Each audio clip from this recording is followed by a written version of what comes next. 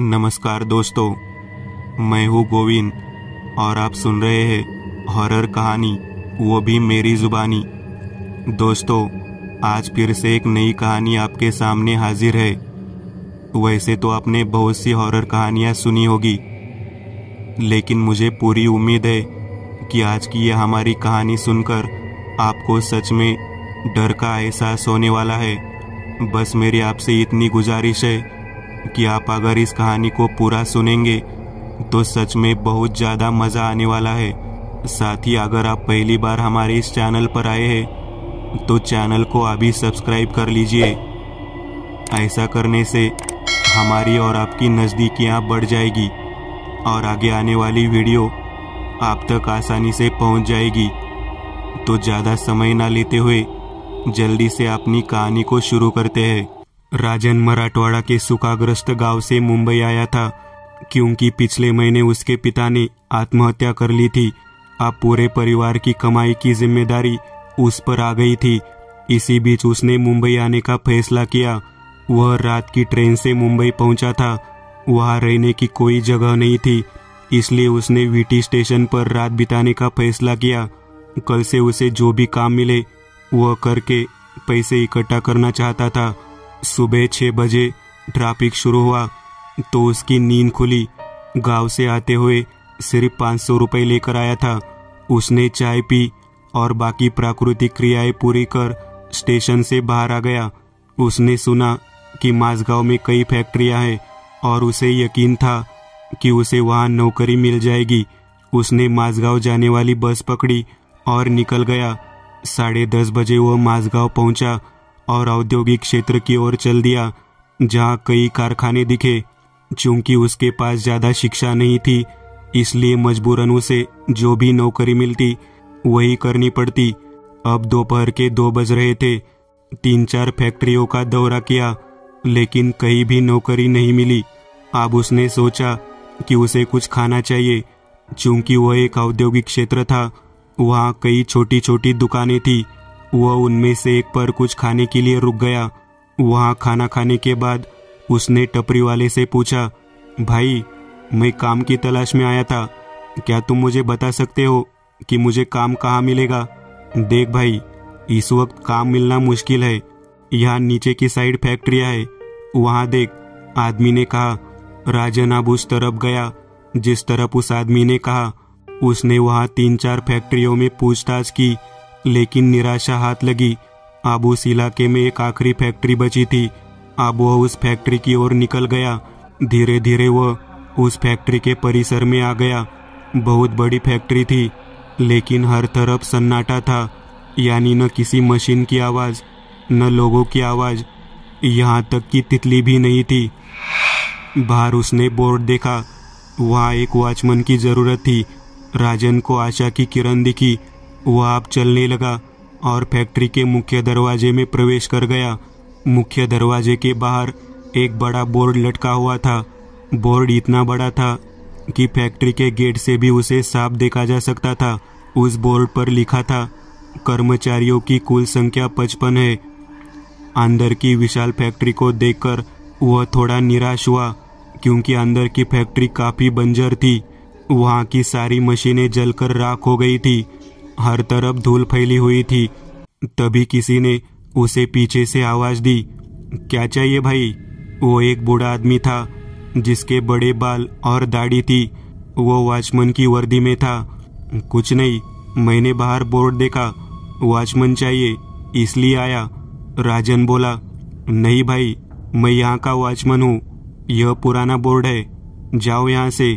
वह निराश होकर चला गया और कुछ देर चलकर फैक्ट्री के गेट पर पहुंचा। तभी किसी ने उसे पीछे से आवाज़ दी, क्या रे, क्या चाहिए? पीछे एक आधेड़ उम्र का आदमी था। कुछ नहीं सर, मैंने बोर्ड देखा, एक वॉचमैन चाहिए, लेकिन आपने इसे रखा है ना? राजन ने कहा, अरे हाँ, हमें यहाँ एक वॉचमैन की ज़रूरत है, मैं यहाँ का मैनेजर हूँ। आदमी ने कहा। राजन की उम्मीदें उभर आई, शायद किसी और चौकीदार की ज़रूरत होगी। उसने सोचा और चुप हो गया। तुम्हारा नाम क्या है? तुम कहाँ रहते हो? मैनेजर ने पूछा। मैं राजन सातपुते, मैं बीड़ से आया हूँ। मेरे पास रहने के लिए कोई जगह नहीं है। मैं कल नौकरी के लिए आया था। अच्छा सुन, तुम्हें यहाँ रात की ड्यूटी करनी होगी। तुम्हें 8,000 प्रति माह वेतन मिलेगा। मैं तुम्हें रहने के लिए जगह उपलब्ध कराऊंगा, लेकिन सुन, यहाँ किसी को आने मत देना। अगर कोई इधर उधर घूम रहा हो तो उसे तुरंत निकाल दे। और सुन, रात में तू भी अंदर नहीं जाएगा, दिन में जा, लेकिन हो सके तो टाल। मैं हर 2 दिन में यहाँ आऊँगा, समझ गया?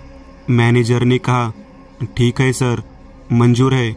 राजन ने खुश होकर कहा। तो मैनेजर उसे फैक्ट्री परिसर से सटे केबिन में ले गया। ये लो अपनी ड्रेस, ये छड़ी, 1,000 रुपये खर्च करने के लिए। यह रहा फ़ोन, यह है मेरा कार्ड। कुछ दिक्कत हुई तो फ़ोन कर। आप सुन, सबसे ज़रूरी बात, इस फैक्ट्री में तू दिन में जा सकता है, लेकिन रात में चाहे कुछ भी हो जाए तू इसमें प्रवेश नहीं करेगा। और एक बार फिर याद रख, यहाँ कोई भी प्रवेश नहीं करना चाहिए। आज से ड्यूटी शुरू कर। आप तुम्हें रहने की जगह दिखाता हूँ। तो वो उसे उस केबिन के सामने एक कमरे में ले गया।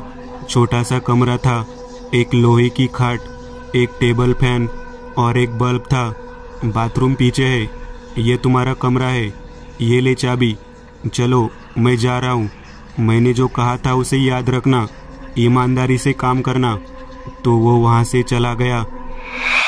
राजन खुश था, लेकिन उसे कुछ सवाल थे।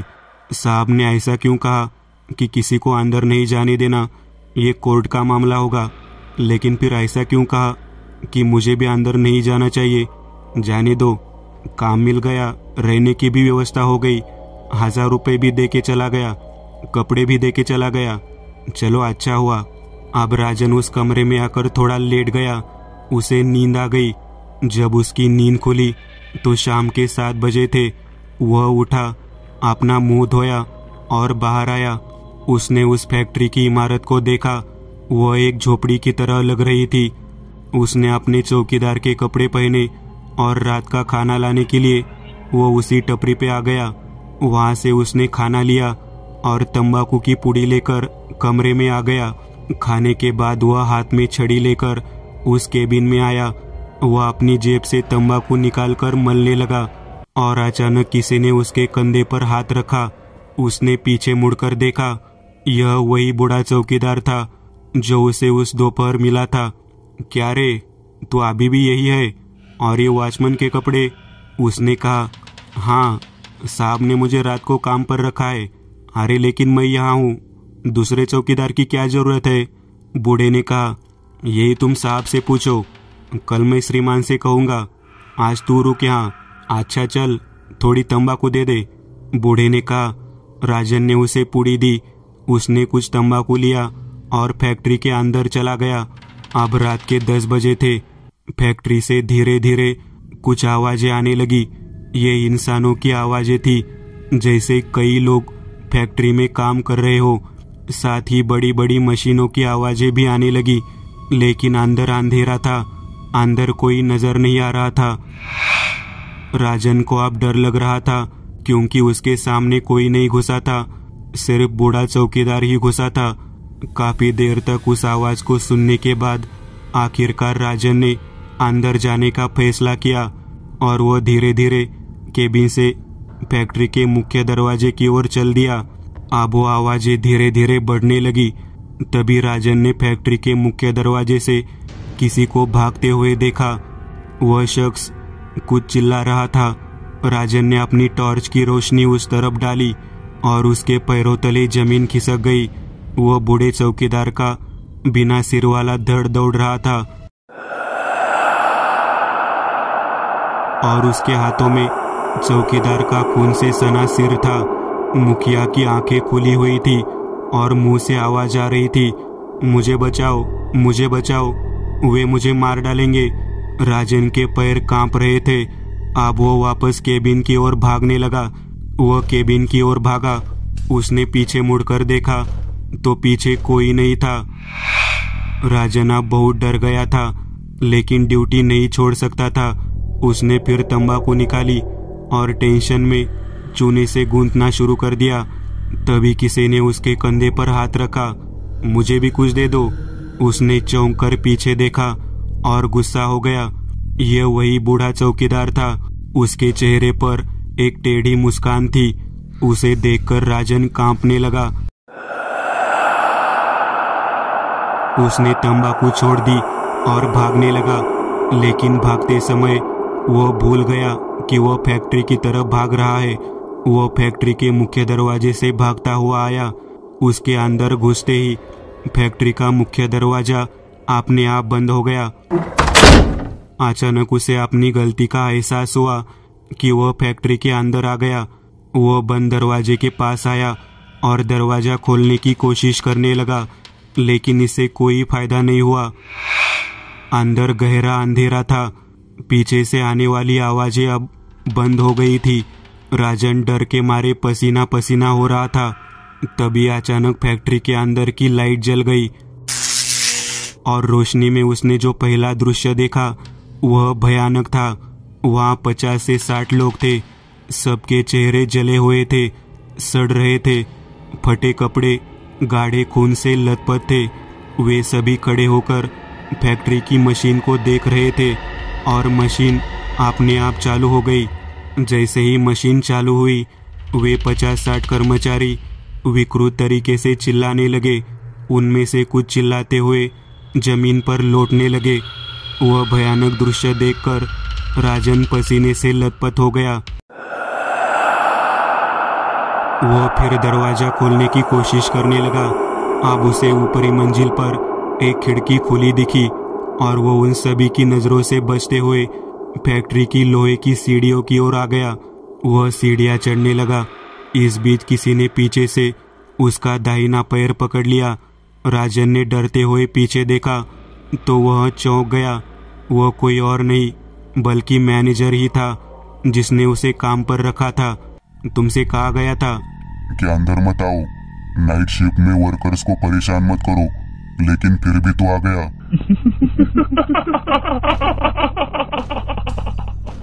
आपसे तुम भी यहाँ मजदूर हो। वो राजन को खींचने लगा। राजन अपना पैर छुड़ाने में कामयाब रहा और उस खिड़की की तरफ भागा। जब वो उस खिड़की के पास आया और उसने बाहर देखा तो उसे एक और झटका लगा। बाहर बूढ़ा चौकीदार और मैनेजर खड़ा था। मैनेजर कह रहा था, कहाँ जा रहा है? तेरी ड्यूटी अभी खत्म नहीं हुई है। चौकीदार बोला, मुझे तंबाकू देना। अब राजन दूसरी मंजिल की ओर भागने लगा। दूसरी मंजिल पर फैक्ट्री का कार्यालय लग रहा था। वहाँ बड़े केबिन और मीटिंग रूम थे, लेकिन वे वीरान थे और जले हुए थे। वहाँ घोर सन्नाटा था। अचानक उसे एक बैठक कक्ष से 5-6 लोगों की आवाजें सुनाई दी, जैसे वे कोई बैठक कर रहे हो। राजन आवाज की ओर चलने लगा। वह यहाँ बैठक कक्ष में आया और सामने का दृश्य देखकर उसके शरीर में कांटा चुभ गया। वहाँ 5 आदमी थे। सबकी लाशें सड़ रही थी और किनारे पर सिर्फ हड्डियों का ढेर था। वे किसी तरह अंग्रेजी में बात कर रहे थे। उनकी नजर राजन पर पड़ी और वे उल्टा सीधा हंसने लगते हैं। चौकीदार, ड्यूटी अभी खत्म नहीं हुई है, कहते हुए वे सभी उस पर हंसने लगे। अब राजन को मौत का एहसास हुआ तो वह अपनी जान बचाने के लिए तीसरी और आखिरी मंजिल पर चला गया। उसने अब पीछे मुड़कर देखा तो उसे मौत दिखाई देने लगी, क्योंकि अब सभी कर्मचारी, वो मैनेजर और उस मीटिंग रूम के 5 लोग धीरे धीरे उसके पीछे चल रहे थे। तीसरी मंजिल की ओर भागने के अलावा कोई चारा नहीं था। वह भागता हुआ तीसरी मंजिल पर आया और सामने घिनौना मंजर देखकर उसका मन मचलने लगा। उस कमरे में बहुत सारी लाशें थी। सड़ती लाशों की दुर्गंध गायब थी और उन लाशों पर चूहों का ढेर था। चूहों की आवाज चींची जैसी आ रही थी। यह सब देखकर राजन वही गिर पड़ा। उसकी तबीयत खराब होने लगी और वह बेहोश हो गया। कुछ देर बाद वह उठा। पहले तो उसे याद नहीं आया कि हम कहाँ थे, लेकिन बाद में उसे जो कुछ हुआ वह सब याद आया। वह उठकर बैठ गया। उसने दाहिनी ओर देखा तो वहाँ कुछ भी नहीं था, न लाशों का ढेर और न ही कोई चूहा। हर तरफ गंभीर सन्नाटा था। अधिकांश यही समय सही समय था जान बचाने का। अब वह धीरे धीरे भारी कदमों से तीसरी मंजिल से नीचे उतरा। अब उस जलती हुई फैक्ट्री में कोई नहीं था। अब वह दूसरी मंजिल से पहली मंजिल और उसके ऊपर मुख्य कार्यशाला में आ गया, जहां मशीन थी। 200 फीट आगे उसे कारखाने का मुख्य दरवाजा दिखाई दे रहा था। चूंकि दरवाजा अभी भी बंद हो रहा था, उसने चारों ओर देखा और मुख्य कार्यशाला से सटे एक कमरे को देखा और उस कमरे के बगल में एक दरवाजा था जो कारखाने से बाहर जाता था और वह दरवाजा खुला था। एक पल की भी देरी किए बिना राजन उस कमरे की ओर बढ़ गया। वह उसकी ओर दौड़ा। तभी अचानक फैक्ट्री में मशीनों की आवाज और मजदूरों की चीखें शुरू हो गई, लेकिन कोई नजर नहीं आ रहा था। और जैसे ही वह भागा तो उसकी नजर फैक्ट्री की छत पर गई और वह डर से भर गया, क्योंकि उसने देखा कि सभी मजदूर छत से लटके हुए थे और वे अजीब सी आवाज में चिल्ला रहे थे। उसने अपने कान पर हाथ रखा। जिस कमरे की ओर वह भाग रहा था वह कमरे में दाखिल हुआ और 20 फीट दरवाजे से बाहर निकलने ही वाला था। उसे लगा कि दरवाजा उससे दूर जा रहा है। राजन अपनी जान बचाने के लिए भाग रहा था, लेकिन उसके और दरवाजे के बीच की दूरी खत्म नहीं हो रही थी और अब दरवाजा उससे इतना दूर लग रहा था कि वह 2 किमी दूर होगा। राजन की सांस फूल गई। वह वहीं रुक गया और हाँफने लगा। इसी बीच किसी ने उसके सामने पानी का गिलास रख दिया। राजन चौंक कर देखने लगा और उसका सिर झनझना गया, क्योंकि ये वही टपरी वाला था जिसने उसे इस फैक्ट्री में नौकरी के बारे में बताया था। वह हाथ में पानी का गिलास लिए हुए था और तिरछी नजरों से मुस्कुरा रहा था। तुम यहाँ कैसे? राजन ने कांपते हुए पूछा। मैं यही रहता था और अब तुम भी यही रहोगे, उनकी तरह। उसने पीछे की ओर इशारा किया। पीछे 4 आदमी खड़े थे। उनमें से 4 ने चौकीदार की वर्दी पहन रखी थी। उनके चेहरे खून से लथपथ थे। चारों रो रहे थे, चिल्ला रहे थे। धीरे धीरे वह चारों राजन की तरफ चलने लगे। राजन उठ तो गया, लेकिन वह भाग नहीं सका, जैसे उसके पैर में लकवा लगा हो। हालांकि उसने अपनी पूरी ताकत लगाकर अपनी जान बचाने की कोशिश की और जोर जोर से खरोंचते हुए भागने की कोशिश की, लेकिन अब वो फैक्ट्री के मुख्य वर्कशॉप में वापस आ गया। अब वो चारों तरफ से उस भूत से घिरा हुआ था। वह कुछ नहीं कर पा रहा था। उसके मुंह से बस एक तेज चीख निकली और सब कुछ रुक गया। अगले दिन सुबह हुई। जब राजन को होश आया तो वह उसी फैक्ट्री में मशीन के पास खड़ा था, ठेके पर काम कर रहा था। उसने एक तरफ देखा। कल के सभी मजदूर लाशों की तरह यंत्रवत काम कर रहे थे। मशीनें चल रही थी। फैक्ट्री का मुख्य दरवाजा खुला। एक जवान लड़का अंदर झांक रहा था। राजन जोर से चिल्लाया, यहाँ मत आ, यहाँ से चला जा। लेकिन वह युवक मानो न तो राजन को देख सका और न ही उसकी आवाज सुन सका। युवक अब फैक्ट्री के गेट की ओर चलने लगा। वहाँ उसकी मुलाकात मैनेजर से हुई। राजन यह सब अंदर से देख रहा था। मैनेजर ने कल राजन को जो कहा था वही आज वह युवक को भी बता रहा था। धीरे धीरे सभी कर्मचारी कारखाने की खिड़कियों और दरवाजे के पास आ गए और बाहर युवक की ओर देखने लगे। एक बूढ़े व्यक्ति ने कहा, चलो आज रात यहाँ एक और आदमी बढ़ जाएगा। दोस्तों, आज के लिए बस इतना ही। अगर आपको यह कहानी अच्छी लगी हो तो लाइक कीजिएगा। आप में से कई लोग बिना लाइक किए भाग जाते हैं। अगर आपने वीडियो को लाइक किया तो मुझे अच्छा लगेगा और ऐसे ही डरावनी कहानियाँ बनाने के लिए मुझे एनर्जी मिलेगी। तो लाइक ज़रूर करिएगा और अभी तक आपने चैनल को सब्सक्राइब नहीं किया तो तुरंत सब्सक्राइब करिएगा और बगल वाली घंटी को दबाना ना भूलिएगा।